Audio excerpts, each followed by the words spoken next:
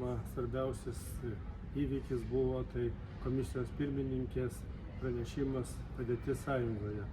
Nors tikėjomės, kad komisijos pirmininkė daugiau šnekės apie praeitus metus ir apie tai, ką maždaug liko nuveikti per likusį laikotarpį, bet vis dėlto komisijos pirmininkė kalbėjo apie visą laikotarpį, kada jinai pradėjo dirbti, ir stengėsi kalbėti apie tai, kokius darbus reiktų padaryti, kurie, matosi, kad šią kadenciją niekaip jų nepadarysi, o reikės dar visos kitos kadencijos ir vargu, ar jos užteks. Tai žinoma, jos kalba daugiau buvo noras parodyti, ką jinai dirbo, ir noras pasakyti, kad jinai pasiruošusi ir toliau vadovauti komisijai.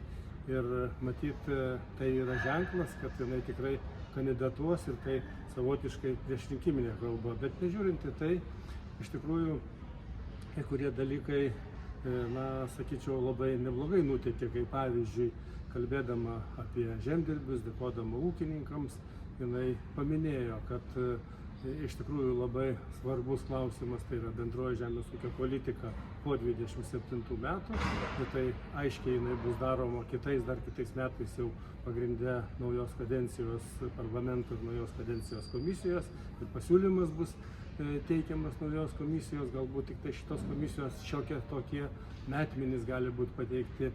Bet iš kitos pusės taip pat paminėjo, kad neturi būti diskriminacijos naujoje bendroje žemės ūkio politikoje. Tai aiškiai galim suprasti, kad jinai stengsis, reiškia, jeigu jai bus lemta, reiškia, kad išmokos būtų daugmaž vienodos, sąlygos daugmaž vienodos, konkurencija daugmaž vienoda.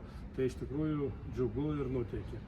Iš kitos pusės daug labai jos buvo kalbų, problemų, kurios yra Europoje kėlimas, bet nesiūlymas, kaip tas problemas spręsti. Tai vien problemų kėlimas, ne viską, sakykime, neišbaigtai reiškia, kaip pavyzdžiui, jinai sakė, kad labai trūksta daug darbuotojų kvalifikuotų, bet visiškai nepasakė, kaip jinai galvoja tą klausimą spręsti ir ką jinai siūlys, reiškia, parlamentui, kokius dokumentus, kad uždaryti tą nišą, nes kaip žinia, pavyzdžiui, ir Lietuvoje trūksta pakankamai daug mokytojų specialistų. Didžiausia turbūt problema tai yra gydytojai, net ir slaugytojai, ir kitų sričių specialistai, informacinių technologijų specialistai. Tai klausimas tikrai yra europinis, lygiai taip pat kaip ir gimstamumo klausimas. Jeigu mes kalbam daugiau apie tai, kad įsileisti migrantus, bet mes mažiau kalbam ir kokias priemonės siūlytumėm, kad Europa nesentų, kad Europa atsinaujintų, kad Europa daugiau gimdytų. Tai šitie klausimai labai svarbus. Ir aš dar pasigėdau iš jos socialinių klausimų sprendimą. Jeigu anksčiau jinai labai aktyviai kalbėdavo apie socialinį ramstį, labai aktyviai kalbėdavo apie tai, kad reikia sutvarkyti pajamas, kad žmonės gautų orias pajamas, kad ir minimalios pajamos būtų orios, tai šitą kartą praktiškai net neužsiminė.